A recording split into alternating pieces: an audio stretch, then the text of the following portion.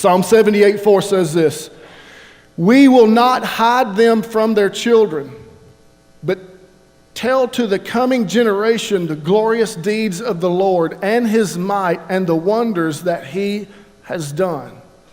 Psalms 103:17. "But the steadfast love of the Lord is from everlasting to everlasting on those who fear him, and his righteousness," get this, "to children's children."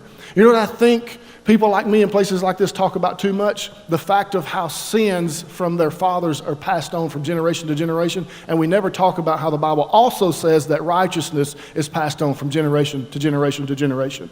Like it's like we want to have this conversation about all the negative junk that's in the Bible instead of about all the goodness that's in the Bible. God says, yes, if you choose unwisely, if you choose sin, then you're going to set up a crappy life for your kids. But he says, if you choose wisely and you choose righteousness, you do what I say, you're going to set up a great place for your kids. And they're going to inherit some stuff. How many of you know you can inherit bad stuff from your parents? Listen, you have the opportunity to change that if your parents didn't get it right. And you can make sure your children inherit good things. And if you're in here and you're a little bit older and you go, well, all my kids are grown. Here's this cool thing. God's mercies are new every day. His grace is everlasting. You can make a decision today to pass on, even in the latter years, greatness and righteousness to the children that will eventually listen to you as they watch you live differently. Psalms 112, 1-3 says this, "Praise the Lord.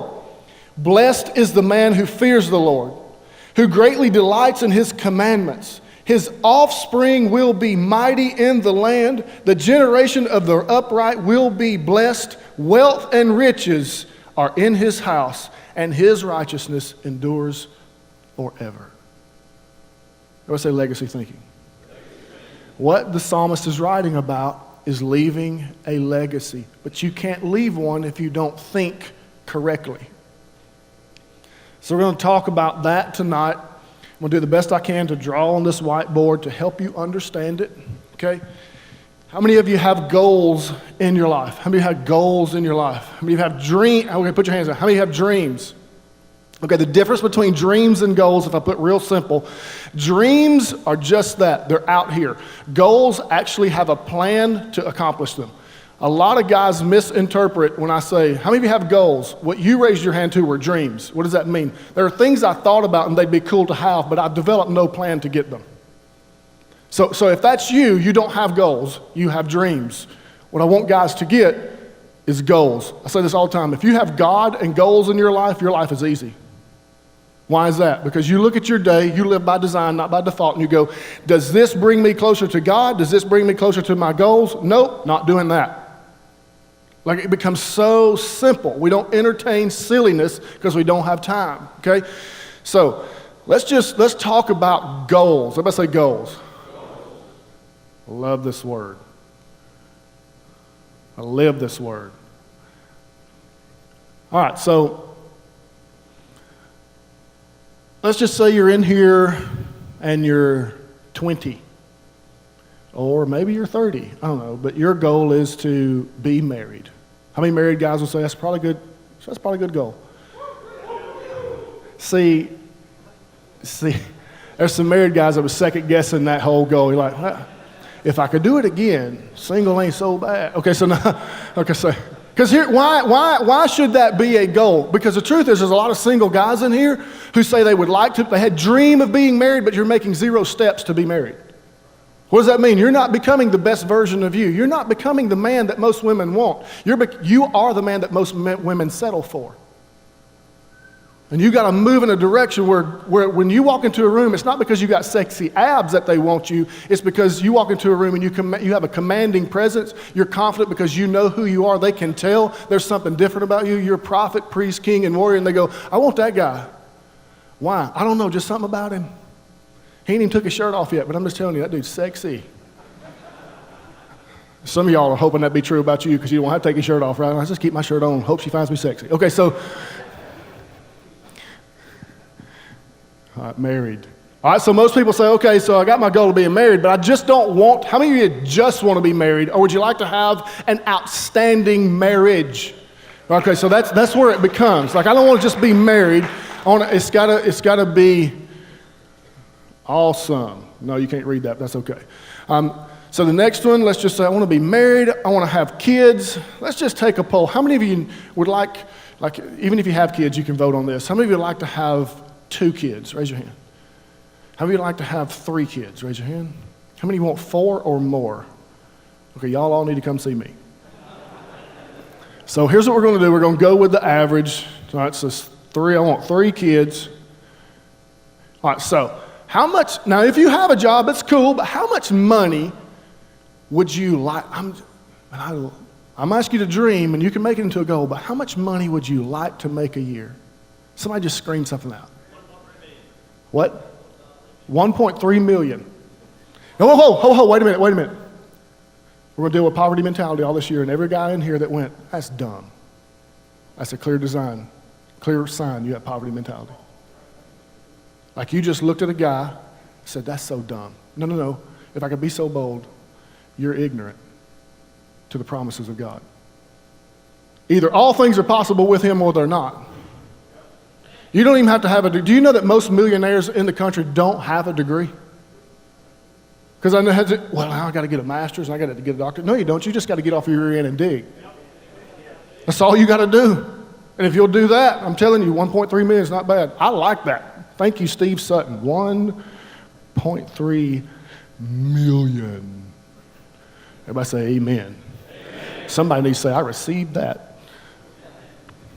You just receive it, Steve. Just say, I receive. I'm 1.3 million. All right, so awesome marriage, 3 kids.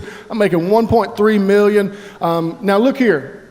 When I ask you this question, you don't have to, I make 1.3 million. Just because you can doesn't mean you need to have a house that says that. Like if I could just teach y'all something right now, there's a lot of people that's house poor. What's that mean? That means your house payment eats up everything you do every single month. Okay, so when I say this, y'all think about it before you shout it out. I don't want to know bedrooms and baths and all. I don't care about that. But how many square foot? What's your house?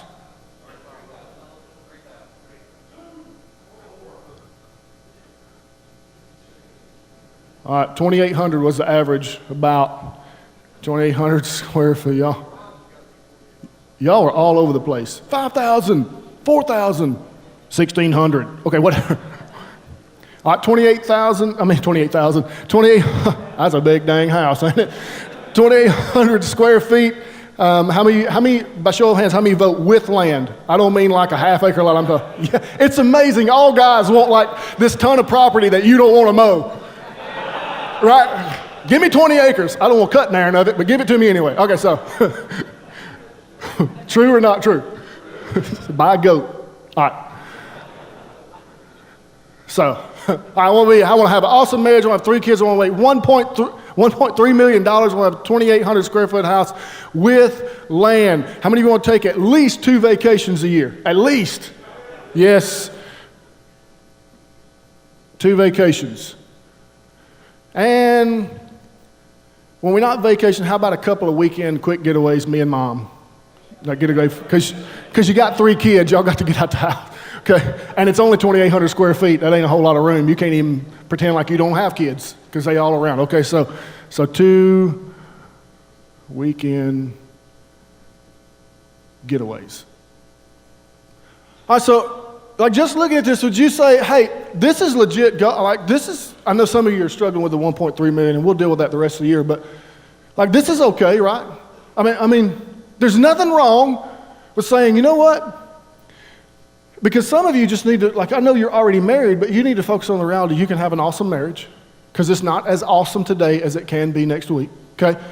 So I want to have an awesome marriage. I want to have 3 kids. I want to make $1.3 million. And whatever job you're in right now, no matter your yearly income, this can be a legit goal for you if you choose it, okay? You just need to know that. I want a house that's 2,800 square feet with land. That is a legit goal for everybody in this room. I don't care what your education says. I don't care what your background says. I don't care what the dark passenger is telling you. I don't care what's going on in your mind. That's absolutely possible for you if you choose it. 2 vacations a year and 2 weekend getaways. All this is absolutely possible. if you think correctly. This is possible for everybody. And I don't care how old you are. I don't care if you're 60. I don't care if you're 70. I don't care if you're 19. This is all possible for you. Most of us live in our lives making decisions. Everybody say decisions. The way you make every single decision in your life is determined by how you think. It's determined about how you think. And I'm not talking about how you look at things. That's going to be affected by how you think. And it's going to be affected by how you believe. But every decision, how many of you can remember decisions you made in middle school? Raise your hand. Okay. Those decisions were determined by how you think. What determines how you think? We'll go over this in just a second, but I'm going to go ahead and give it to you. What you read, what you watch, what you listen to, and who you hang around with. That is a law in the universe. There are some young guys in here who want to argue with me and say, no, I'm my own man. I think like I want to think. No, you don't. You think like the rap music you listen to. You think like the people you hang around. You think like the stuff that you don't read. The reason you have problems thinking anything is because you don't read. And the stuff that you put in, you're watching stuff that's affecting what you think all the time. I'm telling you, that is a law in the universe. What you think determines your decisions. What I think is determined by what I watch, read, listen to, and hang around, okay? So we go through our life making decisions on this kind of spectrum. We make, if I say bad decisions, good decisions, better decisions, best decisions, and then there's one more. It's called legacy decisions. Now here's the challenge for you. You only believe this is it. When I start making the best decisions I've ever made, thank you, Jesus, I have arrived. Actually, that's not true. There's one more step. Legacy thinking causes me to make legacy decisions. So we move in our life from bad decisions. How many of you ever made a bad decision? Now look here. There's another one on this side. I just don't put it up here. It's called worse. How many of y'all made worse decisions? You didn't make bad ones, you made worse ones, okay? So, you know what? Here's what people don't say. It can't get no worse. Please don't ever say that. How many of y'all know it can get worse? Quick, fast, okay. So we're not even going to talk about that because I don't believe anybody in here at this time is making worse decisions, okay? So you can make bad decisions, you can make good decisions, you can make better decisions, you can make the best decisions you ever made in your whole life, and we go, all right, man, I am doing it. I've made it. No, you're not. You got one more to go. It's called legacy decisions. On the spectrum of psychology, there is no greater level of thinking than here. It's not that when you get here you arrive. It's not that. It's that this is where a person starts to think like God. We are created in His image, and we have His divine, His Holy Spirit inside of us. The Bible says we literally have the mind of Christ. Can I tell you how God wants all men to think? Legacy. He wants us to think legacy. He does not want you to get hemmed up and go, man, I'm making some good decisions. Can I tell you what good decisions will not do? Get you to your vision. You know what good decisions do? Keep you out of trouble. Think about it. Was there a time in your life you made bad decisions? And something happened, you went, oh, I'm not doing that again. And well, you know why? Because you probably went to jail. Or you got caught. Like deciding to do that same thing again, just getting better at it so I don't get caught. That's still a bad decision. Y'all know that, right? Are we all on the same playing field? That's still a bad decision, okay? But then we go, okay, check it. I'm a little bit older now. I'm going to make some good decisions. All you're doing when you decide to make good decisions, it's really awesome. I'm proud of you. But here's what you need to understand. You're just not getting in trouble. What are you doing? The minimum necessary to live life. That's it. That's all good decisions bring you. And then you go over and you go, man, I'm making better decisions than I ever have. We're going to look at that. But first, I'm going to try to get you to understand this whole legacy concept. I'm going to draw a flat line. I love that noise. I especially asked for this marker because it would do that. Everybody say birth.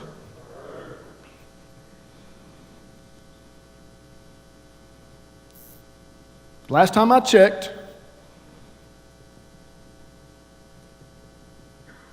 life expectancy for a male is 76.4 years. I just want everybody to back up, take a peek at this. Birth, and medically speaking, you're getting 76.4. That's what you're getting. You may get more than that, you may get less than that, but that's where we're going to be at tonight. You're going to get 76.4.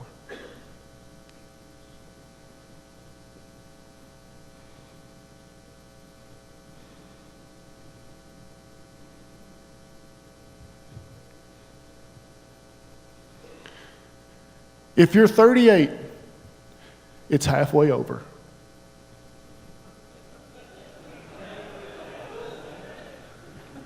Some of you are like, thank God. I just need it to be over. Some of you are like, oh, snap. It's almost over. How many love football?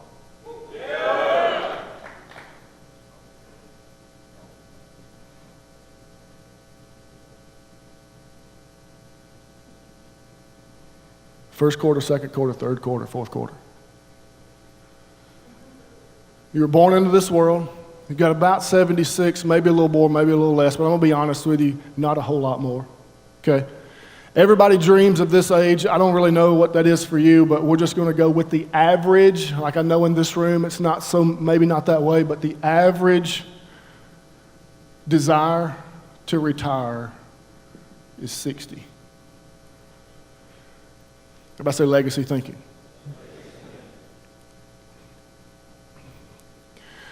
Graduate high school, 17 or 18. You start elementary school, what would we say, 6? Is that right? 5? Okay, 5. That's fine. 5. I go into middle school, 12? Is that right? 12-ish? We'll do 12. I'm out of high school 15. Out of middle school at 15. Is that right? Somewhere around there. I go to high school till I'm 18. I graduate, and I'm at, what year you graduate? How old are you when you graduate college? If you burn it up, like I go in, I'm gonna do by 4. You're like 20, 22, 21, 22. Let's just say 22. All right, so let's have some fun. Decisions: bad, good, better, best, legacy. Well, from birth to 5, you don't get to make decisions, do you? You're still pooping your pants. Like everybody's doing, like they're feeding you, they're telling you what you're going to eat, they tell you what time you're going to get up. This is like, okay, so the first 5 years, that's out. We can't even talk about that. But then I go to elementary school, and honestly, you don't really, the worst decision you can make in kindergarten is if you snorted glue. Or maybe you ate crayons because you knew it made you poop pink. I don't know, but it's not like you're killing yourself in kindergarten. So you go through kindergarten, elementary school, and kind of the whole decision thing is like, maybe I made some bad ones, some good. I don't really know. That's young. So elementary school honestly is out. Well, we're 12 years in, guys. Bam, we're 12. And we go to middle school. Now let's just entertain. How many of you made legacy decisions in middle school? Like you was like, shoot, I know why I'm here. Nobody? Okay, so how many of you made good decisions in middle school? That's okay. Like 90% of your decisions in middle school were good, quality, awesome decisions. Anybody? It's okay. If it's you, just raise your hand. Oh, awesome, great. How many of you made bad decisions in... Yeah, that's me.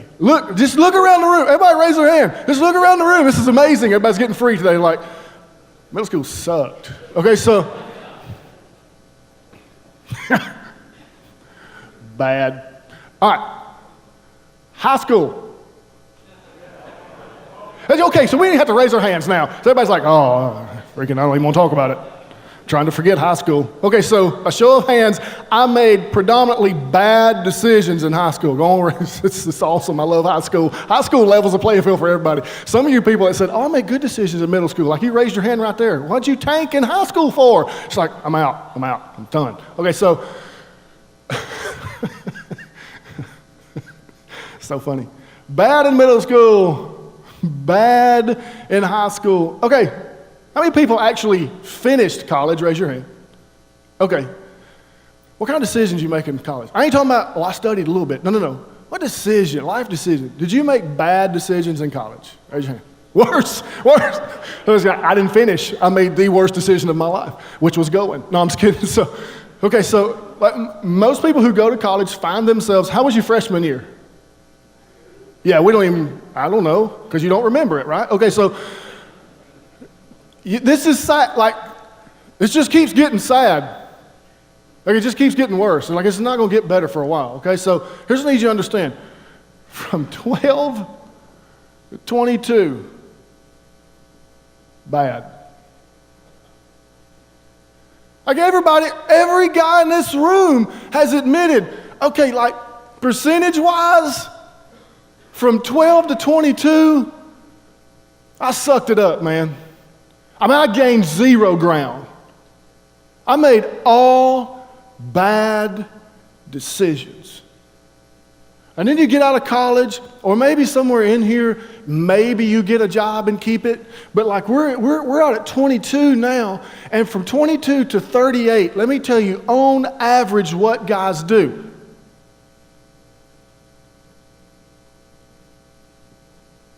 You make good decisions. You really do. You know why? Because you're tired of getting traffic tickets. You're tired of getting caught with marijuana. You're tired of going to jail. You're tired of getting a DUI. Like, you done been through one divorce. I don't want to go through another one. So you know what I'm going to do? I'm going to change. And I make good decisions. What did I tell you when we started this? Good decisions don't bring you your vision. Just keep you out of jail. Keep you out of trouble with mama. Make the kids quit driving you nuts. Here's what we say, everybody calm down. Calm down.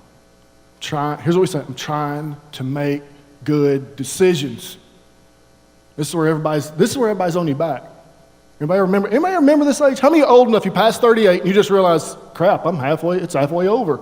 Okay, so like, and you go, man, everybody was on me trying to tell me what to do. Can I just tell you, the number one voice that was screaming at you in this place was 2 people. It's the voice of wisdom, which comes from the Spirit of God, and some older guys in your life that was saying phrases like this, and every older guy in this room has said this, oh my gosh, if I could go back to 19 and know what I know now. I'm just going to tell you, there's about 27,000 decisions I'd change. It's because nobody in our lives took the mandate of prophet serious to set some young men down, because right here it feels like everybody's saying, don't do that, stop doing that, start doing this. Man, I don't know why you're making that decision, and we're grounded and we got curfews and we got all these things, and we think in this frame of our reality that everybody's trying to take the fun out of life. No, they're not. They're trying to keep your 40-year-old life from sucking. Because all you're doing is making bad and good decisions. And you're going to wake up one day and you're 38. It's halfway over. That's where a midlife crisis happens. And what did I teach y'all about midlife crisis? Midlife crisis is a crisis of belief, which is exactly what we're talking about. Every decision that you've ever done is not bringing you what you want, so you think you've got to exchange your stuff. You don't. You have to exchange your thinking. You have to move from good to better.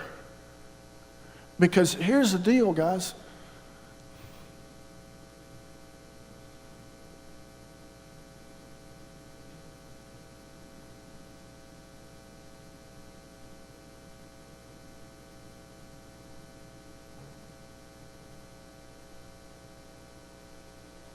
It was 14 years.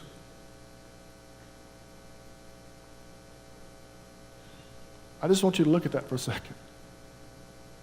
I'm landing on 50. I'm 43. 57, I'm entering the 4th quarter of my life.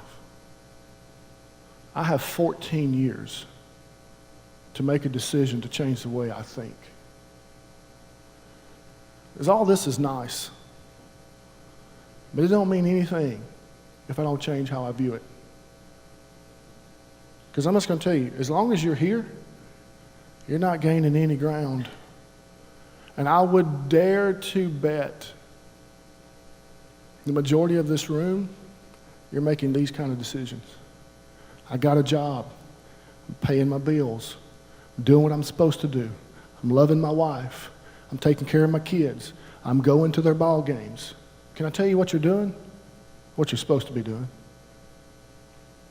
You're making good decisions. Every now and then you stumble on, man, I just made the best, I've made better decisions than I've ever made in my whole life. Every now and then you come up, man, I just made the best decision ever. But you keep teetering back and forth, and nobody has the audacity to have a conversation with you. Listen, you need to think like God thinks. God thinks legacy. How do I know that? Because God says, I see the beginning and the end. I'm giving you an opportunity to look at your life on a linear line that shows you the beginning and the end. Find yourself on it, and you're going to discover real fast when you prayed that prayer at 19 that you wanted so bad that you cut a deal with God and you didn't get it. It's because God saw you at 38. So you don't need that. That's not what you want. When you prayed that prayer at 25 and it was the thing you just had to have and you laid into the prayer, God, give me this, God, give me this. He didn't give that to you because he saw you at 57 and he knew that wasn't good.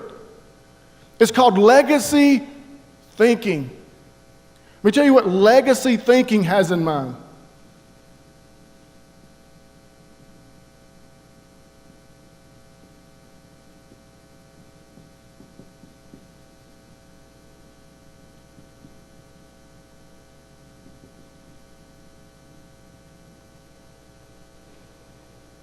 No matter your age, unless you're beyond 60, and then you have to move it out.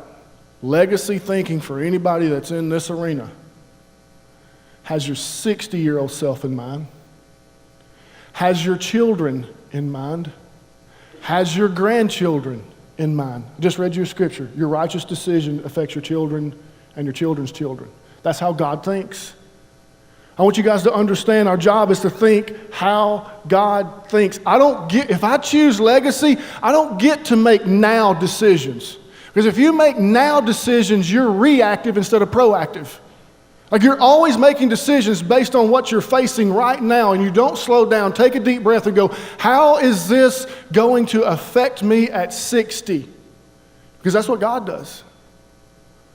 And here's what you say, well, I have no idea. No. I think you have enough wisdom and enough information to slow yourself down and take a deep breath and go, okay, God, I can make this decision right now because it feels right. Or Holy Spirit, lead me into wisdom and truth. Let me take some time and pray through this decision, play it out in my mind a little bit, because this is what it's going to cause me at 60. This is how it's going to affect my kids. This is how it's going to affect my grandkids. Do you know how many guys wouldn't have an affair if they thought about their 60-year-old self and their kids and their grandkids? They'd go, you know what? 30 seconds of orgasm is not just enough to ruin 40 years of my life and child support and my grandkids. It's because they don't think legacy.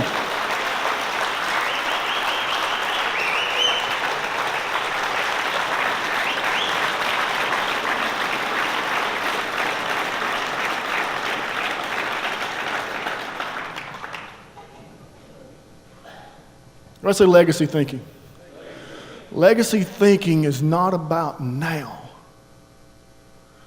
It's about if I make this decision to buy this house, and while it's 4,000 square feet and it's awesome, and my wife really wants it, where are we going to be when we're ready to retire?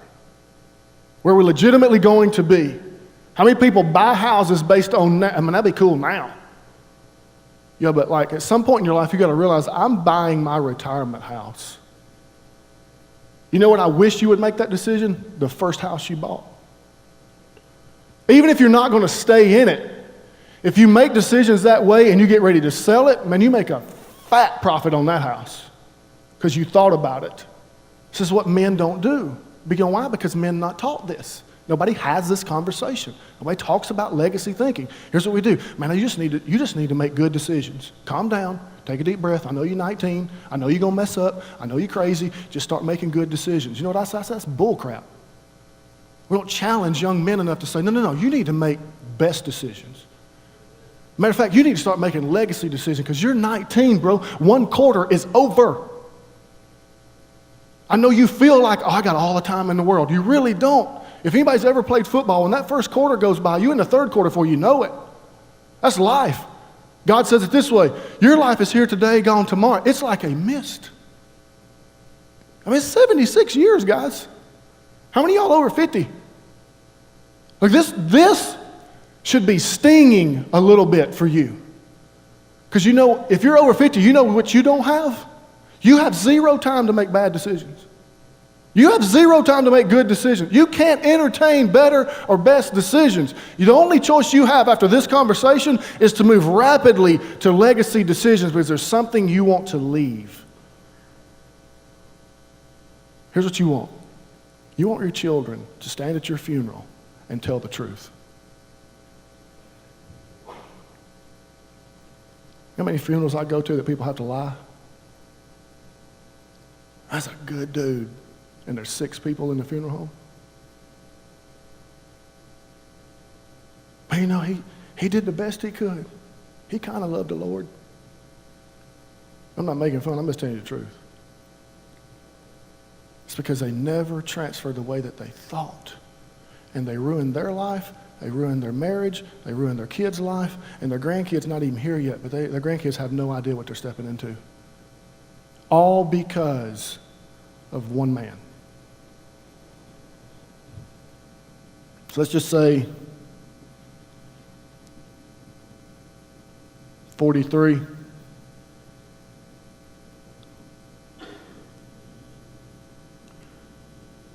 $57, 14 years. Because the average age in this room is in the 40s. These are good, better, best, legacy.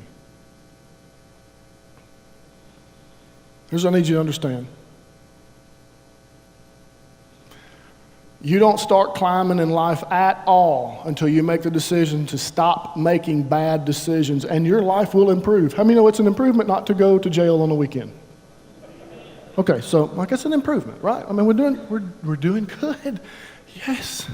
How many know it's an improvement not to wake up and not remember who you slept with? That's like you don't know that's an improvement? Okay, so raise your hand. Okay, you didn't have to wake up and chew your arm off like a fox to get out of the chain at you. Okay, so like that's an improvement. So we're making good decisions. Now here's what's truth about this. In life, life is a stair ladder until you get to legacy. So I start making good decisions. Good decisions will only take you so high, so far in life, and then you're going to plateau and you're going to level out. Now here's what I need you to understand. For a time, you will maintain, but then you're going to fall off. That's the law in the universe. That's true in business. That's true in anything. Anytime you plateau, anytime you level out, it's not long before you fall back down. And if you get in this place, it is not long before you make the worst decision you've ever made. So the goal in life is to keep going. Man, I got to start making better decisions, okay? So how do I progress? I told you already, this is what I'm going to write it down. How do I progress in my decisions? Number 1, what I watch. Number 2, what I read. Number 3, what I listen to. Number 4,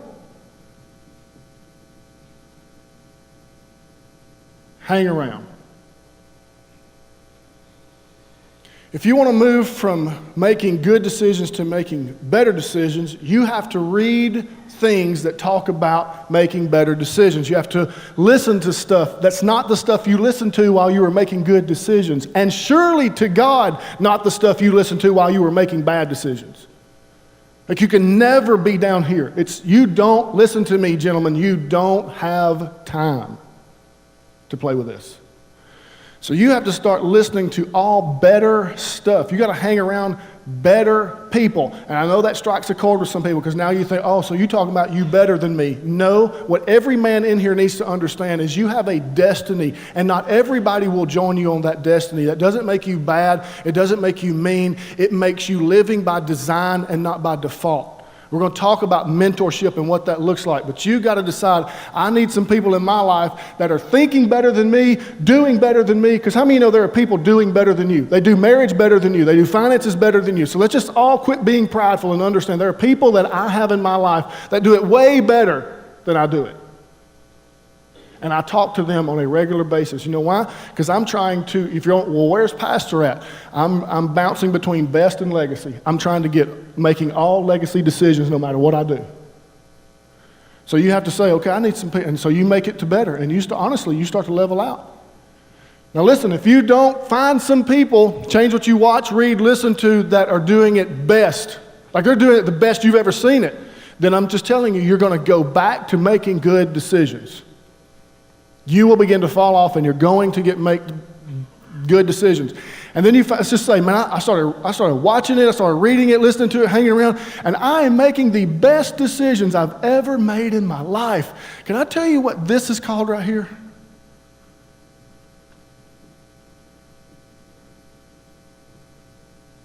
That's the danger zone. There's no greater dangerous place on this entire board than right there. Let me tell you why. This is what you tell yourself. I'm making better decisions than I've ever made in my entire life. This IAM4 thing's changing my life. This is unbelievable. I done got to go to church. I'm tithing. Man, I am making better decisions. Shoot, I just made the best decision I've ever made in my life. This is going good. And you start bouncing between better and best, and you feel like, I'm good. And you get stuck. And you know what's sad about that? There's so many guys in here that's between better and best, and what I'm saying is not registering to you. Actually, you're arguing with it internally. Because you see this, and it scares you, because you know what you got to be? Humble. Because you have told everybody, man, I'm doing it. You got some people you're mentoring, and you feel pretty good about it. But you've created a little tiny kingdom where you're the only king and nobody's challenging you. And you're just existing.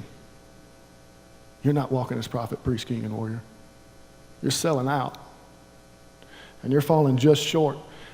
And here's what I'm going to tell you. This is the predominant place of most Americans. I got a good house. I got 2 good cars. My kids are in school. I'm not smoking drugs. I'm not selling drugs. I'm not doing anything illegal. I mean, I snuff on my taxes every now and then, but you know, everybody does that. It ain't a big deal. I mean, I'm making some of the best decisions I've ever made in my life. And you live in your little white picket fence world, and you're miserable on the inside. Because you know you're created for more than better or best. You're created for legacy. You're in the most dangerous place of anybody on this, because I'm going to tell you, people who are making good decisions right now in this room are going, you know what, bro, I'm cutting that whole good life by, and I'm moving to better. There's some people in this room that's living a better life than they've ever lived, and they're going, shoot, I'm finding me some people I'm watching, reading, listening, I'm moving to best. But some of you are right here, and here's what you're doing. You're checking out of this conversation. You're going, no, I'm good. I don't even know why he's talking. He don't know me. You're right, I don't. But you do. And you have a decision. Do you really want to build a legacy? Because the American dream is this. The American communication in every home is this. Okay, son. Okay, daughter. I've done everything that I can do, and I'm retiring. And when y'all go to college, y'all out. Get you a job. Do what I did. Build your own little world. Make your own mistakes. I'll pray for you. Hope it all goes well. But look here. I fed them. I loved them. I did everything for them. Yeah, but God called you as the man of the house to build a platform that your kids could stand on. And every guy argues with this philosophy, because here's what they say. Are you just going to spoil them and put a silver spoon in their mouth? No, you teach them the attitude of work ethic, but you don't make them go back and make the same dumb mistakes you made. You don't make them pay a price that you already paid. That's not being a father. That's having slaves.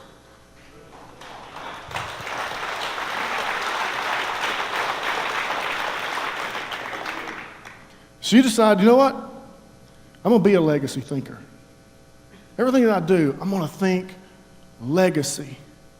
Every decision I make has my 60-year-old self in mind, my kids in mind, my grandkids in mind, because most American men think, this is what they think about retirement.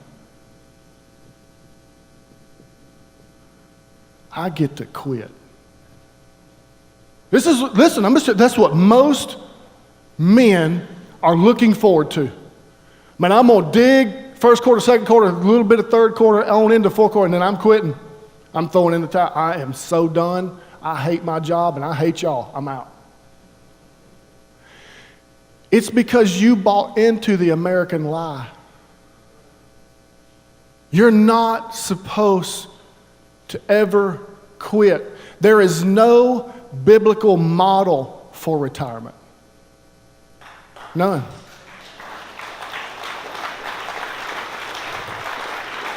So I'm gonna lay this out like football, so y'all can kind of settle in, because I know this is a lot. This is like drinking from a fire hose. I got it, because the first time I heard it, I was like, whoa, son. Okay, so retirement is not where I quit. Retirement is where I enjoy my labor and my legacy.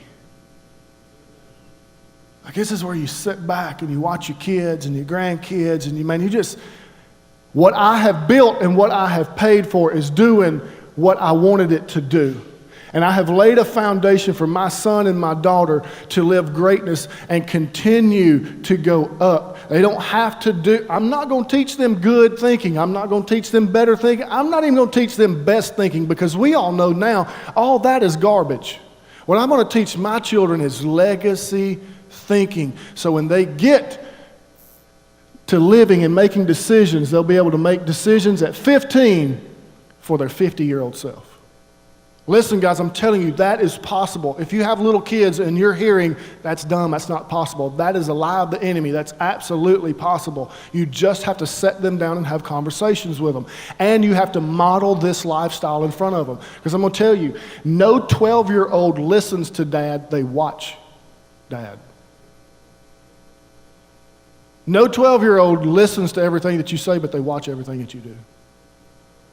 And by the time they're 17, they're super smart, because now they're starting to analyze your actions based on your words. And if they don't line up, they have just decided to not respect you. Like, you just need to understand that. That's how it goes. So it's imperative that we as men get legacy thinking and just don't talk about it. We actually live it. So if I say football, let's just say we have an awesome football team. Like, we're rocking along, and our football team thinks legacy. So we enter in the ball game, and we got the first quarter to play. First quarter, the first little bit of the first quarter, what are you doing? You're trying to feel out the other team. We're making some adjustments, because while we watched the game film, we weren't really sure if they're going to put that guy in at that position. So the first part of the first quarter is a little bumpy, much like life. You're trying to figure some stuff out. You're not really sure how, it's going to work out. You're trying to, am I going to wear red pants? Am I going to wear purple pants? Am I going to be the freak? Am I going to be the jock? Like, I'm not really sure where I fall in all this stuff. Okay, so you're kind of feeling it out. But the goal is to play the first quarter as well as possible. Why? Because I'm about to go into the second quarter. How many of you know that's true in football? I need to make the majority of my adjustments in the first few minutes of the first quarter so I can hammer it out the rest of the first quarter, because the second quarter is coming. What are we trying to ensure we're ahead at when we get through the second quarter? Everybody say halftime. Y'all know this. You watch it all the time, because here's what you say, man, we got to score for halftime. Come on, you got to score for halftime. You can't go in halftime not being down. You can't go in halftime. Come on, if you score, you just kicked them in the nuts before we go into halftime. And they're the ones going in halftime going, oh my gosh, these guys are killing us. So we all understand that. We need to finish the second half well, the second quarter well, so when we go into halftime. What's that mean? If you play the first quarter and the second quarter at 38, you know what you're not doing? Panicking. Like, you're not. There's some 38-year-old guys in here going, oh my gosh, it's halftime. If you played the first and second quarter good, guess what? You go in at halftime and the coach says, y'all sit down, drink some Gatorade. We're going to make some adjustments, but y'all killing it. Don't worry about it. Everybody take a deep breath. Now, here's the sad thing. None of us been on that football team. Y'all ever notice that? What happens? Every time you go into halftime, you're getting your rear end chewed because of all the mistakes you're making. What if we just decided, I'm not doing that? As a legacy thinking man, I'm teaching my kids how to kill it in the first and second quarter. So when they get to 38, ain't no big deal. It's a restful halftime. And then we come into third quarter. Third quarter, everybody knows the third quarter is the game changer. If you're here and you believe, no, that's why we do this. Fourth quarter is the game changer. No. If you do this and you're behind, you might as well go ahead and bend over and kiss your rear end goodbye. Because if you're too far behind in the fourth quarter, what starts running out? Time. So we can do this and make ourselves feel better, but we all know in the game of football, third quarter is where we dig. Think about this in life. When you get 38, you know what 38 and 40-year-old men understand? Who they are, why they're here, what they were put on the planet to do, and now they start digging. What if we could train young men to discover who they are, why they're here, and what they want in the first quarter, spend the second quarter digging, the third quarter digging, and when they get to 57, man, they are enjoying it. So that's so counterintuitive to all of us. Every single one of us want to argue with that. Go, no, man, they just 19, calm down. Let them enjoy college. Yeah, but how'd that work out for you? You can't do the same thing over and over again and expect it to be different. It's called insanity. And God says to every single man on the planet, I need you to think legacy. I need you to make decisions based on the beginning and the end. And when you pray for something and I don't give it to you, please understand I see this in way more detail than you do. And be okay with no. And be okay with wait. Because here's what's cool. If a football team plays the first quarter, the second quarter, and the third quarter really good, they transfer, and in the fourth quarter, everybody goes, fourth quarter, and everybody's cheering, and they play the first few minutes of the fourth quarter, and then what happens? Come on, what happens? If we play it right, who goes in the last 8 to 10 minutes of the fourth quarter? The second string or the third string, like we put those guys in. Now let me ask you this question. Is their job to win the game? No. Their job is to what? Get practice for the next time when they're going to be on the field. We put the freshmen in, we put the sophomores in. Why? To give them game experience while we, as the starters, hang out on the sideline, cheering them on and coaching. This is what men don't do. They kick their freshmen to the curb and say, hope that works out for you. Like you kick your son to the curb and hope it works out for him. How'd that work out for you when your dad did you that way? All we do as men is we don't quit. We have played the game so well, and we have had legacy thinking so much that we get to watch our sons and our daughters get in the game and play well. Not to play to win.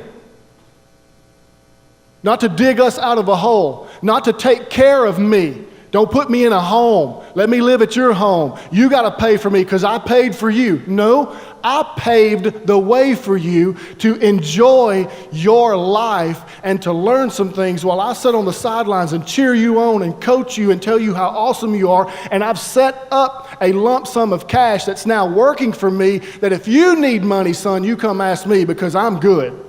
Because I thought legacy. I didn't think now. Most guys don't think that way. Like what I'm telling you right now, how's your wheels spinning so fast? You know why? Because you're in here. You're like, that's great information, Pastor, but what the hell am I going to do? You going to dig? No, I'm not kidding. You're going to change the way you think. Because you don't have time to play around. Like I'm calling you as prophet, priest, king, and warrior. I'm challenging you to quit making good decisions. Because you're not gaining any ground.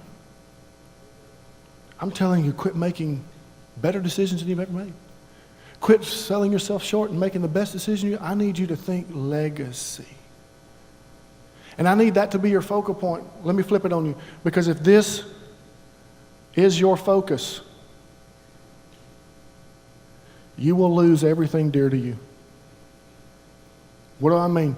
If you say, all these goals are awesome, and I started with them for a reason, but if these are your goals and these are your focal point and it's not legacy thinking, then I just tell you, you'll probably make $1.3 million a year, but you'll be divorced, you'll be paying alimony, your kids will hate you, and you're going to lose your house. Because you spent 24 hours trying to make the 1.3 million. Well, let me just tell you how this works in the kingdom of God.